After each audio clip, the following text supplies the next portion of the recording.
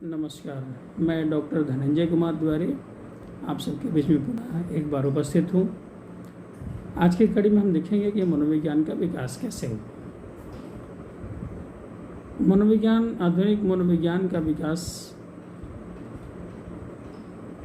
William उंट, जो एक मनोवैज्ञानिक थे, उनके द्वारा 1879 में जर्मनी के लिप्जिग में मनोविज्ञान के प्रयोगशाला के स्थापित करने से माना जाता है।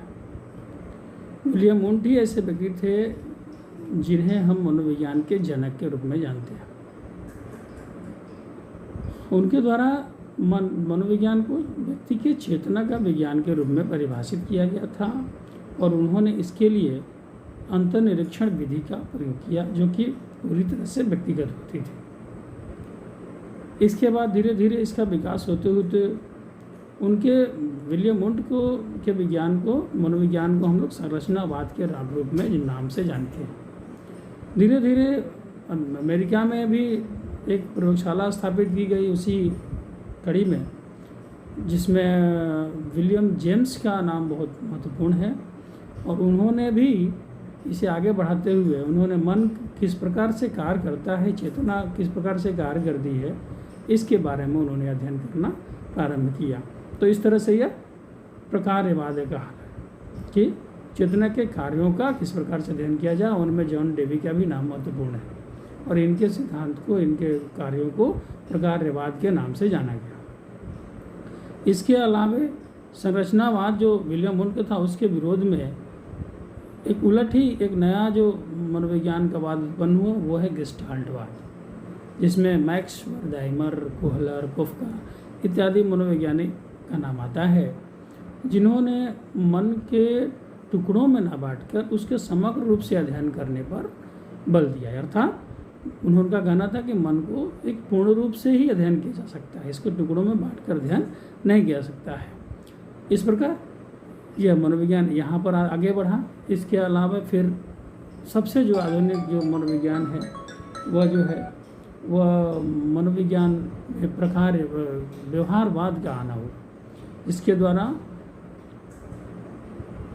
प्राणियों के अब जो कोवर्ट बिहेवियर छोड़ के जो प्रकट बिहेवियर है उसका अध्ययन किया जाने लगा, जिसके द्वारा अब ये हुआ कि अब वस्तुनिष्ठ तरीके से व्यवहार का मनोविज्ञान में वस्तुनिष्ठता आई और इसे विज्ञान के रूप देने में सहूलियत महसूस हुई, जिसमें आपके William John Watson, Skinner, Pablo, ये सब का नाम महत्वपूर्ण है। इन्होंने देखा कि हम मन और चेतना के अध्ययन पर जोर ना देकर हमें व्यक्ति के, प्राणी के जो व्यवहार है उस पर अध्ययन करना चाहिए और उसके बारे में, क्योंकि हमें अल्टीमेटली उसको हमें नियंत्रित करना है। इसके बाद जो है धीरे धीरे इसका विकास होते हुए एक जो मनोविज्ञान में एक पूरी तरह से खलबली मचाने वाले थे, वो डॉक्टर सिगमंड फ्रायड, उनका आना हुआ। उनका कहना था कि व्यक्ति का व्यवहार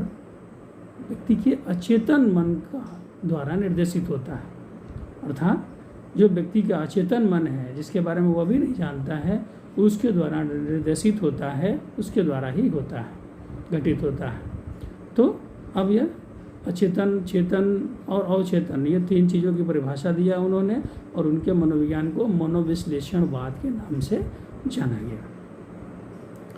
उनके शिष्य हुए यूंग, एडलर, ये सब लोगों ने भी उनके वाद को आगे बढ़ाया, उनके सिद्धांतों को आगे बढ़ाया। इसके बाद फिर मानवतावादी मनोविज्ञान आया, जिसमें उन मनुष्य को सर्वोपरि व्यक्ति के स्वतंत्रता को सर्वोपरि मानते हुए और उसका अध्ययन करने पर जोर दिया और उसके मानसिक प्रक्रियाओं, चेतनाओं का अध्ययन करने पर, उसके व्यवहारों के अध्ययन करने पर जोर दिया गया। इसके अतिरिक्त जब आगे बढ़ के आया तो इसमें बहुत सारे अब जो प्राकृतिक मनोवैज्ञानिक तंत्रिका विज्ञान का भी अध्ययन होने लगा। फिर कंप्यूटर साइंस आया, उसमें भी मनोविज्ञान का अध्ययन हुआ। कहने का तात्पर्य है कि इस तरह से बहुत ही कालांतर में बहुत सारे लोगों ने बहुत सारे सिद्धांतों को प्रतिपादित किया और तब जाके हमारे सामने आधुनिक मनोविज्ञान सामने है, जिसके द्वारा बहुत सारे प्राणी के मानसिक प्रक्रियाओं व्यवहारों अनुभवों का हम लोग अध्ययन करते हैं। भारत में जहाँ तक सवाल है विकसित होने का, तो भारत में भी यह सर्वप्रथम 1915 में कलकत्ता विश्वविद्यालय में इसकी शुरुआत हुई, जहाँ पर सर्वप्रथम मनोविज्ञान की प्रयोगशाला की स्थापना हुई। वहाँ एक अलग से विभाग का स्थापना हुआ। उसके बाद में पटना विश्वविद्यालय, मद्रास विश्वविद्यालय होते हुए पूरे देश में इसका विकास हुआ, अनुसंधान हुए, और आज के डेट में लगभग हर एक प्रतिष्ठानों में मनोविज्ञान की पूछ है। मनोवैज्ञानिकों की को डिप्लॉयमेंट किया जा रहा है, चाहे वो रक्षा हो, चाहे वो स्पोर्ट्स हो, चाहे शिक्षा हो, चाहे वो उद्योग हो, हर जगह मनोविज्ञान का उपयोग किया जा रहा है। तो यह रही मनोविज्ञान की विकास की कड़ी। आगे हम देखेंगे नया चैप्टर कि मनोविज्ञान की कौन कौन सी शाखाएं हैं और यहाँ क्या क्या इससे किया जा सकता है। बहुत बहुत धन्यवाद। नमस्कार।